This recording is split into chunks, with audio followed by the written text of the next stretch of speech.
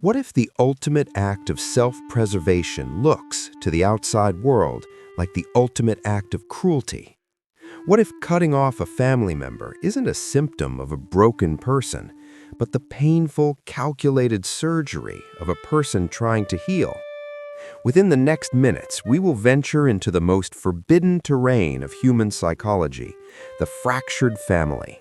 This is not a story of villains and victims.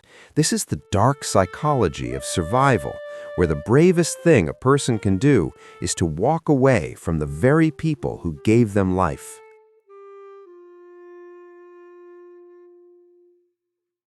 Imagine a person, let's call him Alex, on a perfectly ordinary Tuesday. The sun is streaming through the window, there's coffee brewing, and on the phone screen, a name flashes: Mom.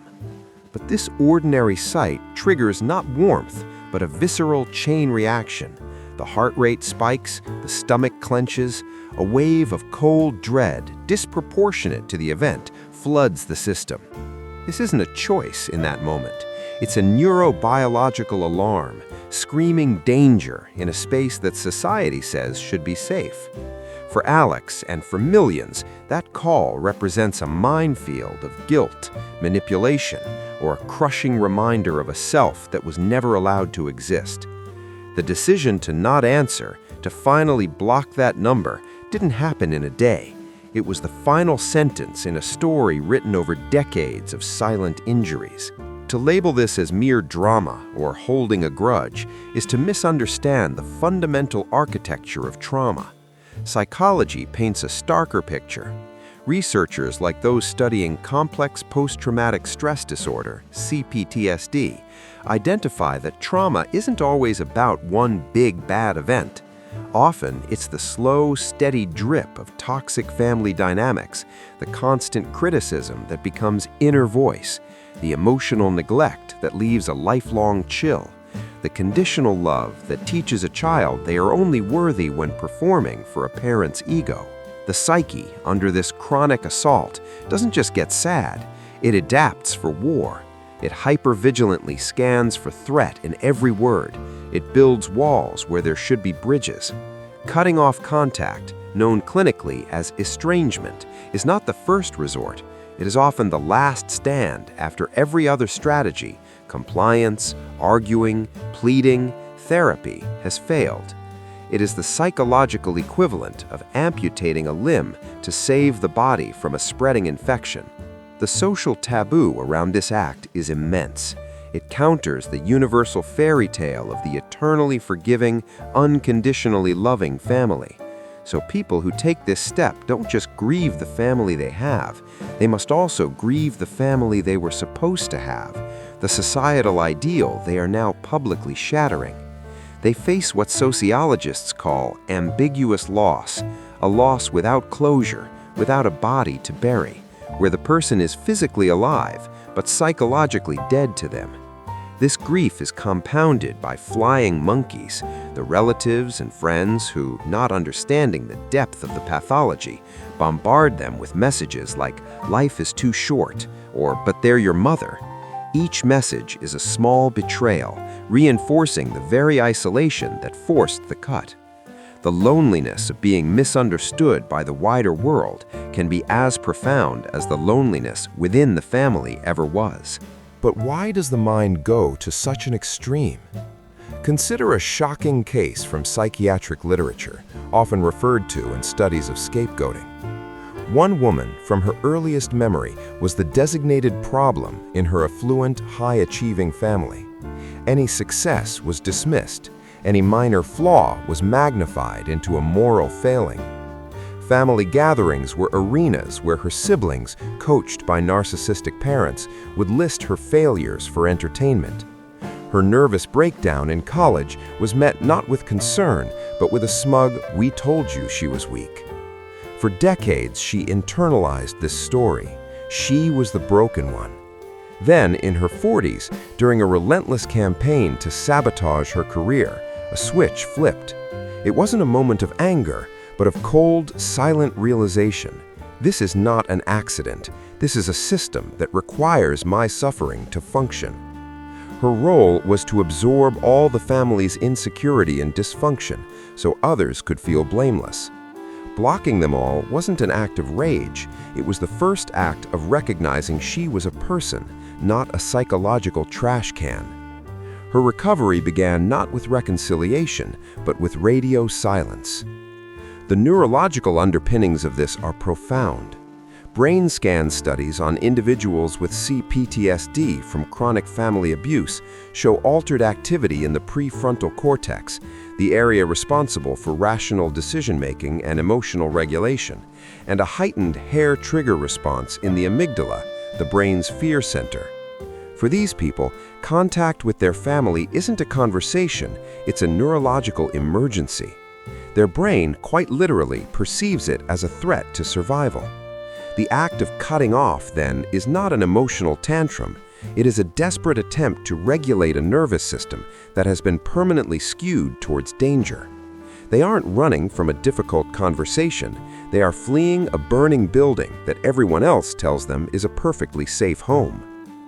This journey is almost never one of joyous liberation at the start. The initial phase is often a hollowing shock. There's the surreal quiet, punctuated by phantom vibrations of a phone that will no longer ring.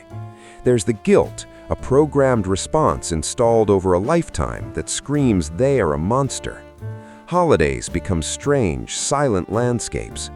The person may cycle through intense relief one moment and debilitating grief the next.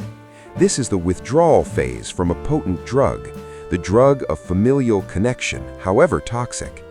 The brain, conditioned to seek validation from its original source, goes into a sort of famine. It craves the very poison that was killing it. To sit through this phase without capitulating requires a fortitude that few can comprehend. It is to stare into the abyss of one's own aloneness and choose it over the familiar hell of belonging. Yet, within this bleak landscape, a curious and unexpected seed often begins to sprout. The seed of self-definition. For the first time, without the constant narrative control of the family, the person gets to ask the most fundamental questions. Who am I when I am not who they say I am? What do I actually enjoy? What are my values? This is where the journey pivots from pure survival to a terrifying yet electrifying possibility of creation. They begin the slow, meticulous work of reparenting themselves, offering themselves the validation, consistency, and unconditional regard they never received. They learn, often through painful trial and error, to build an identity from the inside out, rather than having it imposed from the outside in. It is a second adolescence, but this time they hold the reins. This first part of the journey ends not on a mountaintop, but in the quiet, messy middle. It ends with the person in that empty apartment, looking at the blocked number, learning to breathe through the panic and the guilt. They have performed the surgery. The limb is gone. Now they must face the staggering task of healing the wound, of learning to live with a phantom pain that may never fully disappear, and of building a life on ground that was once only used for battlefields.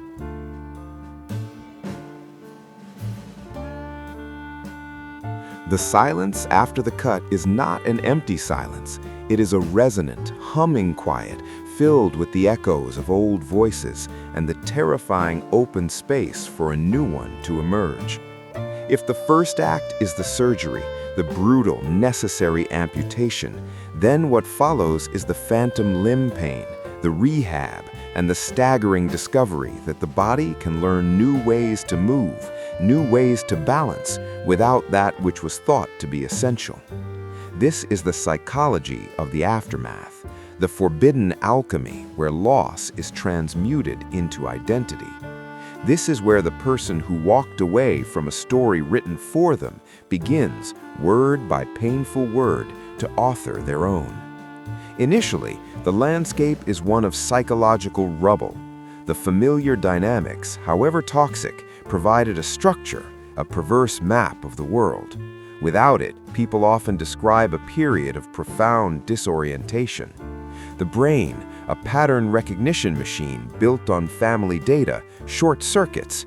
simple decisions can become paralyzing because the internalized critic, the voice of the parent, the sibling, has not been silenced, only disconnected from its external source. This is the phase of deconditioning. It is the exhausting mental labor of hearing that inner voice say, "You're selfish for wanting this," and learning to interrogate it. Is this my thought or theirs? Is this true, or is this the old program running? Every instinct, every emotional reflex must be put on trial. The relief of escape is now tempered by the exhausting reality of reconstruction. Yet, within this rubble lies liberation. Consider the case of a man named Daniel, raised in a family cult of stoic, hyper-masculine achievement. Emotions were weakness, art was frivolous. His cutoff, precipitated by his refusal to disown his artistic partner, left him cast out as a traitor. In the first year of silence, he was haunted. Then, in that silence, he noticed a faint, long-forgotten signal. As a boy, he had loved sketching birds. He bought a cheap sketch pad. The first lines were awkward, filled with the imagined scoffing of his father, but he continued. Over months, a shocking thing happened. The pleasure he felt was not in creating masterpieces, but in the simple, subversive act of doing something for no reason other than it brought him quiet joy. There was no one to perform for, no one to judge its worth. This was the birth of an authentic self, not built on rebellion, but on a quiet, personal truth. His art wasn't good or bad, it was his. This is a common, almost mystical psychological pivot point, the rediscovery of a buried preference, a voice that had been whispered over for a lifetime. The brain begins to physically rewrite itself.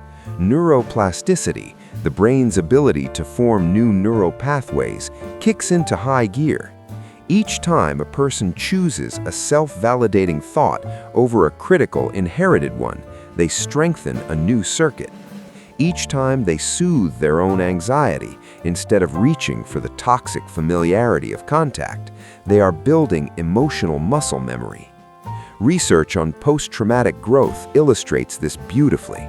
It's not that trauma is good, it's that the human psyche, when forced to navigate an inescapable storm, can develop unprecedented navigational skills.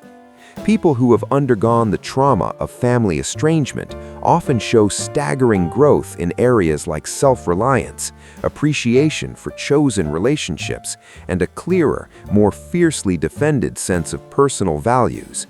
They develop what psychologists call a strong internal locus of control, the unshakable belief that their life is directed by their own choices, not by external forces or familial fate.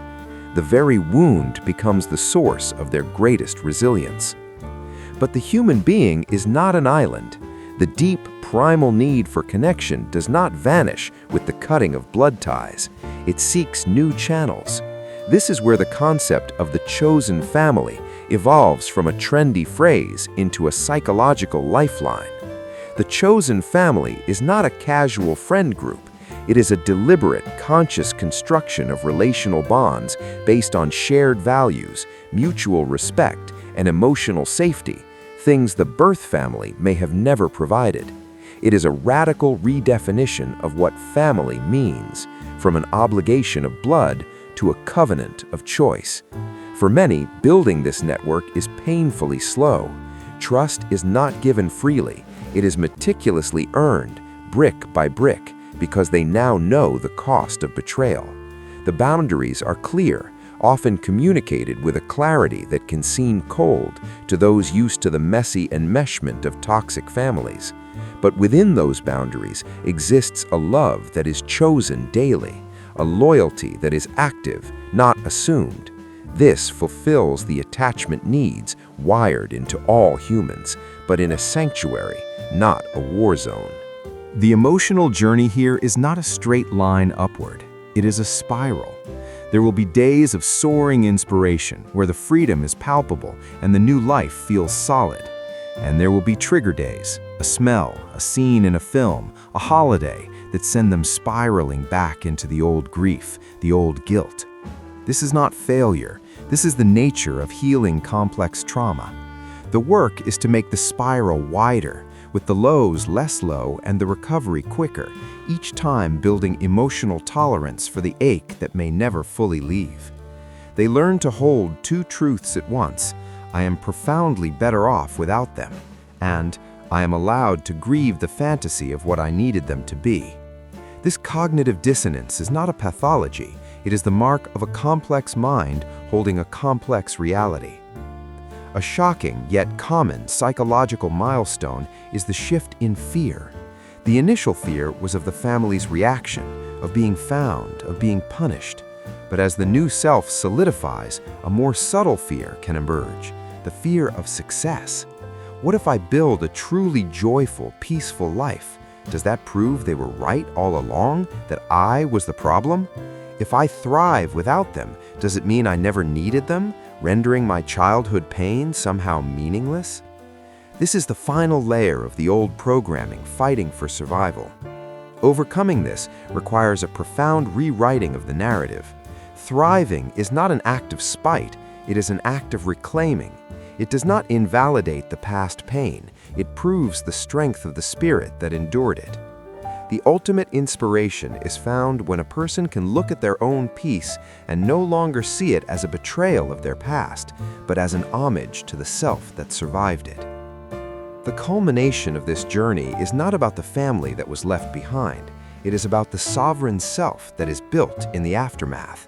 This person moves through the world differently. Their relationships are cleaner, with boundaries that are walls with doors, not fortresses with moats. Their empathy is often profound, yet carefully guarded. They can spot pain at a distance, but are discerning about who they let close enough to share it. They have a low tolerance for drama and manipulation, not out of coldness, but out of a hard-won respect for their own psychological safety. They understand, in their bones, that love should not cost them their sense of self. This is the black pill self-help, the unflinching acknowledgement that some things in life, like the family you were born into, cannot be fixed, only accepted or left.